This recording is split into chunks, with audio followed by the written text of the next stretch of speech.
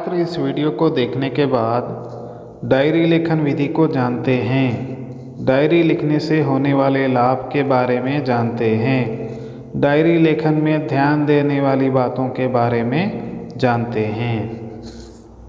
बच्चों, भाषा का प्रयोग किन किन विधियों द्वारा किया जाता है, बताइए बच्चों। भाषा का प्रयोग अनेक विधियों द्वारा किया जाता है, जैसे वार्तालाप। इस चित्र को देखिए, एक लड़की अपनी माँ से बात कर रही है, वार्तालाप कर रही है। दूसरा है पत्र लेखन। पत्र लेखन, पत्र तो आप लिखते ही होंगे। बच्चों, यह छुट्टी पत्र है। किसी कारण छात्र पाठशाला नहीं जा सके तो उसकी सूचना देते हुए अपने कक्षा अध्यापक जी को या प्रधान अध्यापक जी को छुट्टी पत्र लिखते हैं। हम अपने रिश्तेदारों या दोस्तों को भी पत्र लिखते हैं, है ना बच्चों। तीसरा है करपत्र।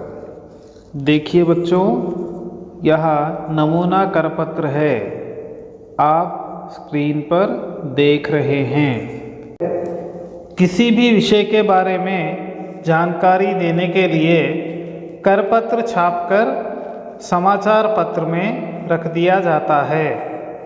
समाचार पत्र पढ़ते समय करपत्र देखकर पढ़ते हैं और उसमें जो विषय लिखा गया उसकी जानकारी प्राप्त करते हैं। इस चित्र को देखिए बच्चों, यह पोस्टर है।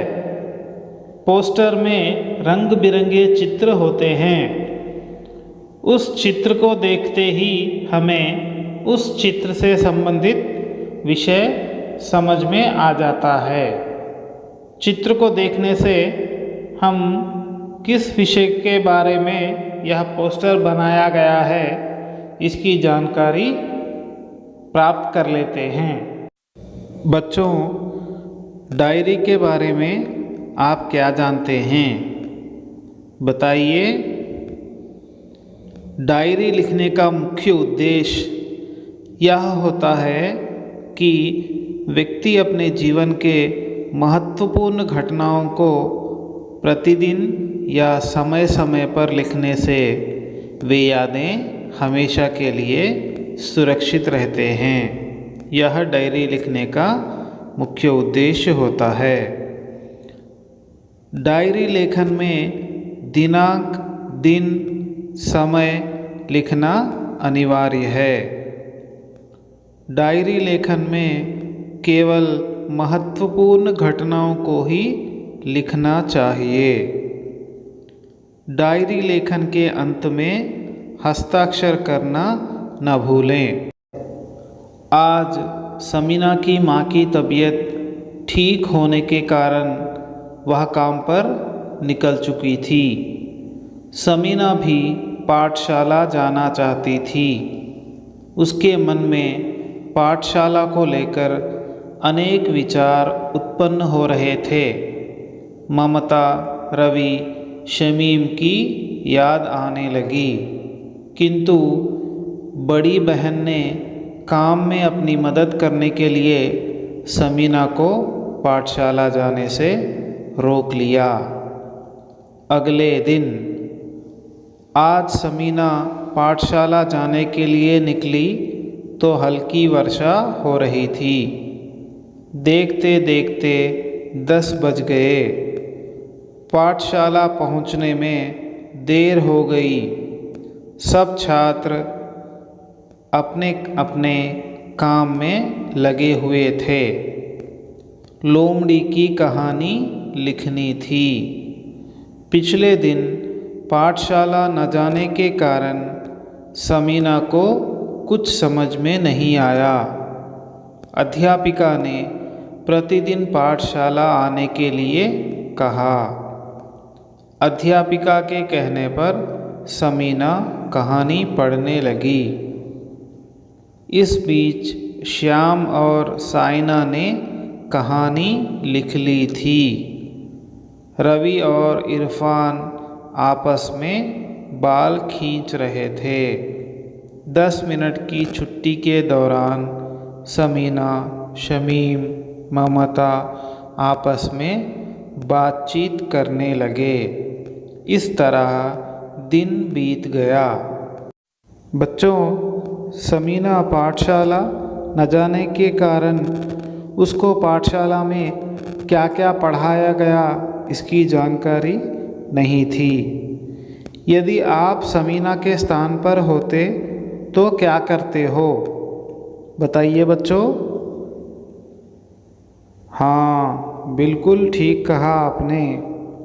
यदि समीना के स्थान पर मैं होता तो मैं अपने मित्र को फ़ोन करके पाठशाला में क्या पढ़ाया गया पूछ लेता, इसकी जानकारी प्राप्त कर लेता।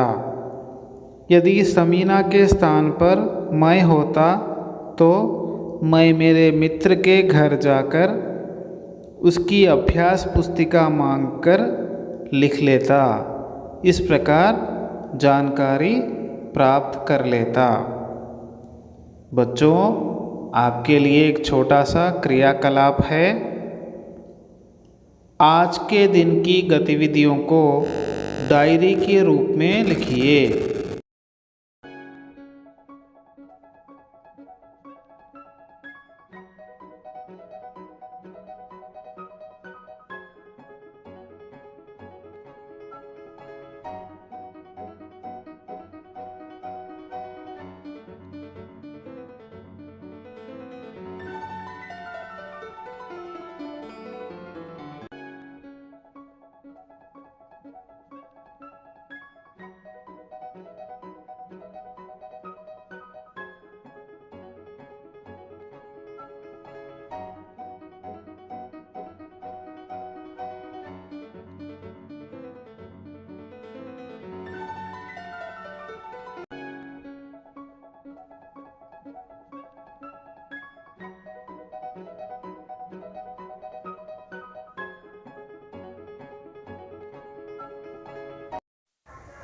छात्र इस वीडियो को देखने के बाद शिक्षा का अधिकार अधिनियम कानून के बारे में जानते हैं, निःशुल्क व अनिवार्य शिक्षा के अधिकार के बारे में जानते हैं, सब पढ़े सब बढ़े इस नारे के महत्व को जानते हैं।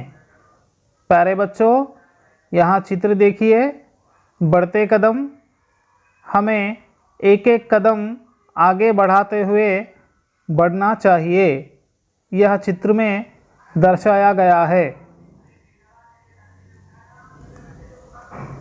बच्चों, आपकी पाठशाला में कौन कौन सी बैठकें होती हैं बताइए। आप जानते हैं ना? हाँ, अध्यापक बैठक, छात्र माता पिता अभिभावक बैठक, पाठशाला समिति बैठक आदि।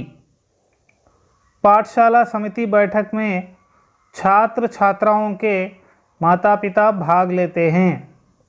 इस बैठक में पाठशाला समिति अध्यक्ष पाठशाला के प्रधानाध्यापक के साथ मिलकर बच्चों की शैक्षिक व्यवस्था के बारे में चर्चा करते हैं। बच्चों, क्या आप जानते हैं भारत सरकार ने शिक्षा को निःशुल्क और अनिवार्य करने के लिए क्या किया है? हाँ, भारत सरकार ने शिक्षा को निःशुल्क और अनिवार्य करने के लिए शिक्षा का अधिकार अधिनियम कानून बनाया। इस कानून के द्वारा भारत के हर बच्चे को पढ़ने की सुविधा दी गई और इस कानून के द्वारा 6 से 14 वर्ष के सभी बच्चों को निःशुल्क व अनिवार्य शिक्षा पाने का अधिकार दिया गया है। यह कानून 1 अप्रैल 2010 से अमल में लाया गया। बच्चों, शिक्षा का अधिकार अधिनियम कानून से संबंधित इस वीडियो को देखिए। अप्पा, ये चींटी खाना कैसे चबाती है? सुबह सुबह शुरू। अप्पा, हाँ, ये हवा दिखती क्यों नहीं? दिखती है बेटा, कभी कभी दिखती है। हं? ये पहिया चलता कैसे है? माँ को आपकी तरह मूछें क्यों नहीं होती? अप्पा, हाँ। दिन में तारे क्यों नहीं दिखते? अप्पा, अप्पा, बोलो ना। आके बोलता हूँ पक्का। लो घर जा। अप्पा, अप्पा, ये पेड़ की इधर सुबह शाम सवाल पे सवाल। अरे इसमें इतनी जिज्ञासा है तो इसे स्कूल क्यों नहीं भेजते? गरीब आदमी है साहब, कहाँ से पढ़ाएगा? इसे सरकारी स्कूल भेजो ना। अब तो शिक्षा है हर बच्चे का अधिकार। अप्पा, अब तो मेरा पढ़ना पक्का। हाँ पक्का। अप्पा, हम्म? ये मिर्ची इतनी तीखी क्यों होती है? कल स्कूल में मास्टर जी से पूछ लेना। सांभर चाहिए तो। शिक्षा है अब हर बच्चे का अधिकार। बच्चों, सरकार के द्वारा पाठशाला में छात्रों को अनेक सुविधाएं दी जाती हैं। आपको पता है ना कौन कौन सी सुविधाएं दी जाती हैं? बताइए।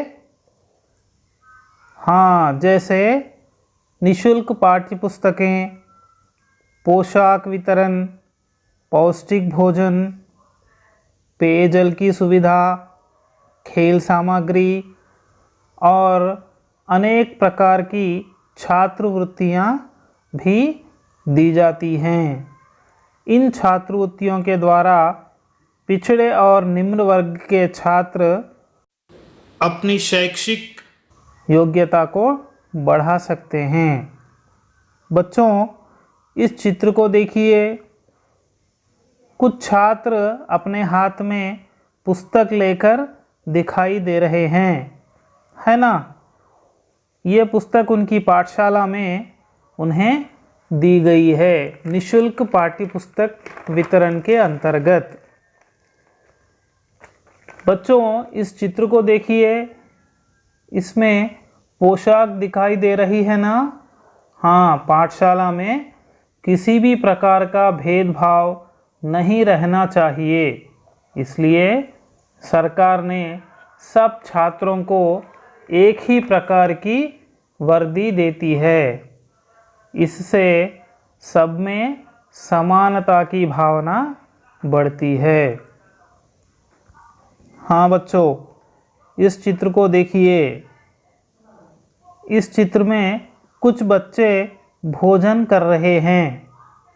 पाठशाला में मध्याह्न भोजन दिया जाता है।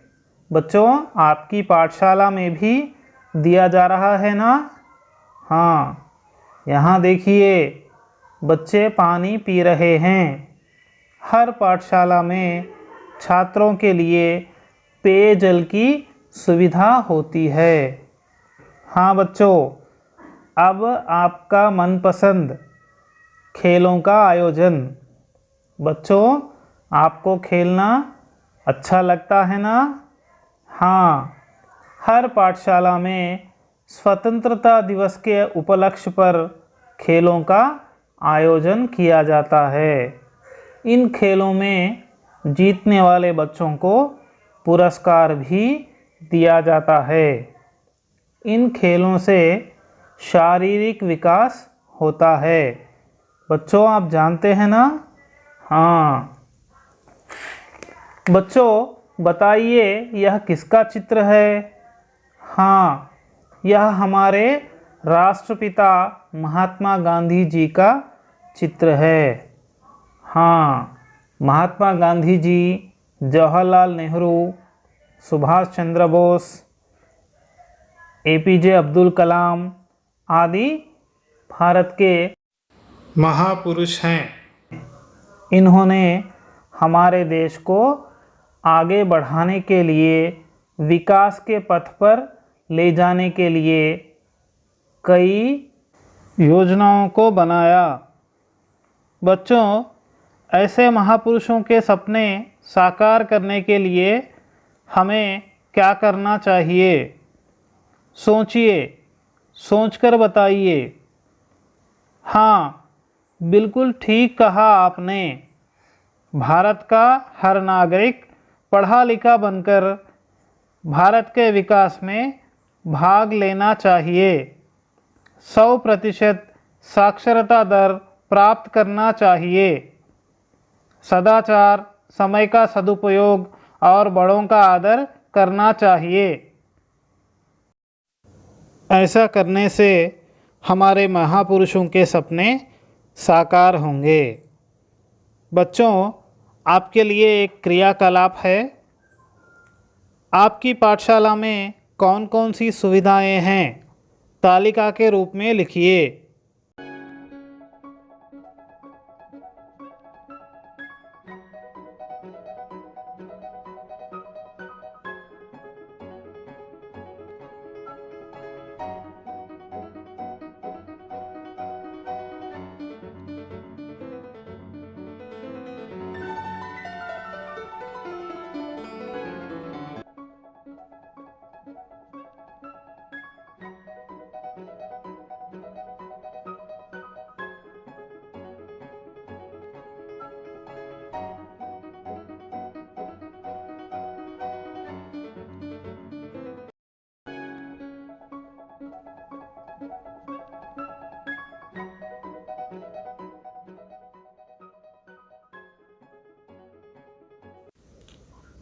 छात्र इस वीडियो को देखने के बाद क्रिया विशेषण और उसके भेद को जानते हैं। पाठ में आए क्रिया विशेषण शब्दों को चुनकर लिखते हैं। क्रिया विशेषण के अभ्यास कार्य करते हैं। बच्चों, इन वाक्यों को ध्यान से देखिए। चीता तेज दौड़ता है। राकेश बहुत खेलता है। दिलीप धीरे धीरे चलता है। सुरेश कम सोचता है। बच्चों, इन वाक्यों में जो पीले रंग के शब्द हैं उन पर ध्यान दीजिए। हाँ, तेज, बहुत, धीरे धीरे, कम, ये शब्द क्रिया की विशेषता को बता रहे हैं। उदाहरण के लिए देखिए, चीता तेज दौड़ता है। इस वाक्य में दौड़ता है क्रिया है, चीता संज्ञा है। चीता कैसे दौड़ता है? तेज दौड़ता है, तेज गति से दौड़ता है। दौड़ना कैसे है? तेज गति से, इसलिए तेज यहाँ पर क्रिया विशेषण है। बच्चों, अब क्रिया विशेषण की परिभाषा जानते हैं। जो शब्द क्रिया की विशेषता बताते हैं उन्हें क्रिया विशेषण कहते हैं। बच्चों, आप क्रिया विशेषण की परिभाषा समझ गए हैं ना? हाँ, चलिए अब क्रिया विशेषण के भेद जानते हैं। क्रिया विशेषण के 4 भेद हैं।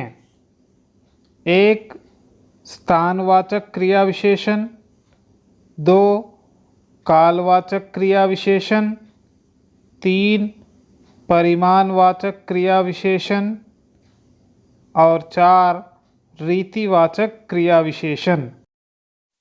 बच्चों, अब हम क्रिया विशेषण के एक एक भेद के बारे में विस्तार रूप से चर्चा करेंगे। बच्चों, यहाँ कुछ वाक्य दिए गए हैं, देखिए। मोहन यहाँ पढ़ रहा है। राकेश वहाँ खेल रहा है। संदीप इधर उधर घूम रहा है। बच्चों, इन वाक्यों में लाल रंग में जो शब्द हैं उन पर ध्यान दीजिए। यहाँ, वहाँ, इधर उधर, ये शब्द क्रिया के स्थान को सूचित कर रहे हैं। बच्चों, स्थानवाचक क्रिया विशेषण की परिभाषा देखेंगे। जिन शब्दों से क्रिया के स्थान का बोध होता है उसे स्थानवाचक क्रिया विशेषण कहते हैं। बच्चों, स्थानवाचक क्रिया विशेषण के अन्य उदाहरण देखिए। नीचे, ऊपर, पास, दूर, आगे, पीछे आदि। बच्चों, अब आपके सामने कुछ वाक्य रखे जाएंगे, उन्हें ध्यान से देखिए। पिताजी हैदराबाद कब गए? शंकर अब आ रहा है।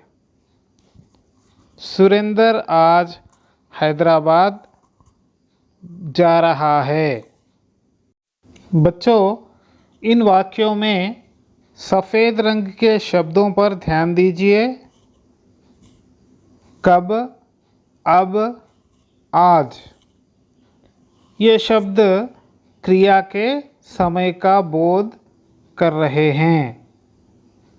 बच्चों, अब कालवाचक क्रिया विशेषण की परिभाषा को जानेंगे। जिन शब्दों से क्रिया के समय का बोध होता है उन्हें कालवाचक क्रिया विशेषण कहते हैं। कालवाचक क्रिया विशेषण के अन्य उदाहरण जब, कभी, फिर, पहले, बाद, तुरंत आदि। समझ गए ना बच्चों? बच्चों, आपके सामने कुछ उदाहरण रखूँगा, ध्यान से देखिए। मुझे थोड़ा पानी दीजिए।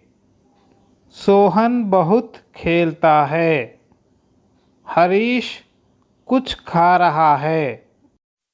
बच्चों, इन उदाहरणों में काले रंग में जो शब्द हैं उन पर ध्यान दीजिए।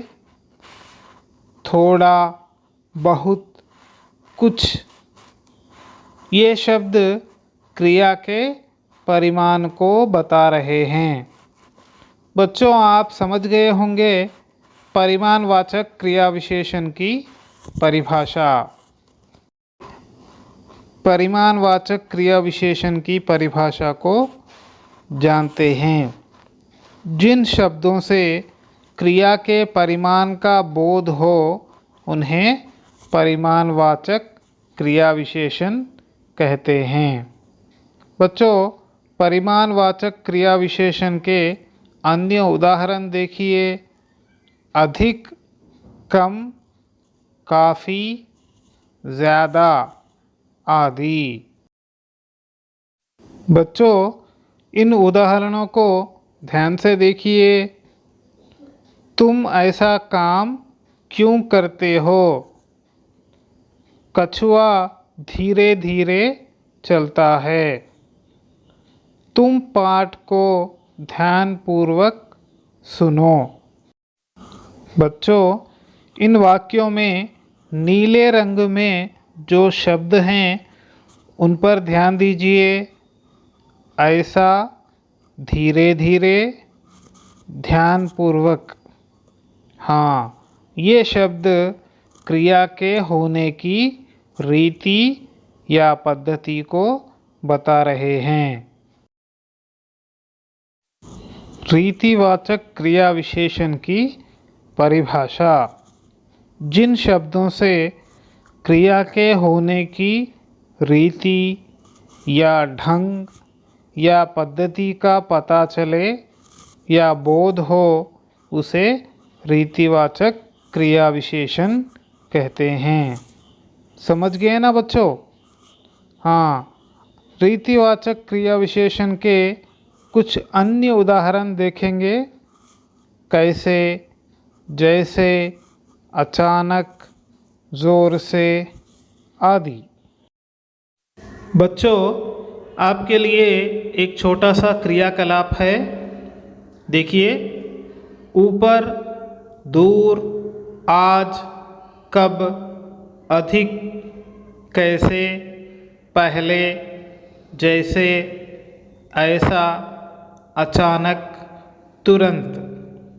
इन शब्दों में कालवाचक क्रिया विशेषण शब्दों को ढूंढकर तालिका के रूप में लिखिए।